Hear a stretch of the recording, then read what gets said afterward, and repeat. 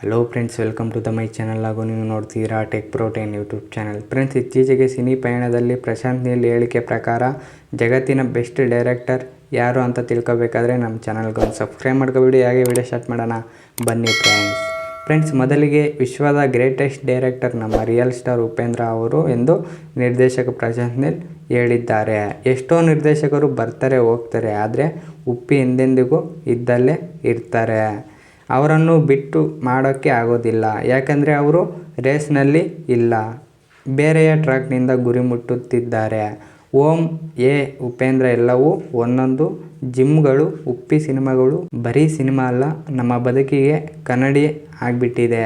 ಉಪ್ಪಿ ಸದಾ ಚಿನ್ನದ ಕುದುರೆ ಮೇಲೆ ಸವಾರಿ ಮಾಡ್ತಿದ್ದಾರೆ, ಎಂದೆಂದಿಗೂ ಮುಂದೆನೂ ಮಾಡ್ತಾರೆ ಎಂದು ಹೇಳಿರ್ತಾರೆ ಪ್ರಶಾಂತ್ ನೀಲ್ ಅವರು.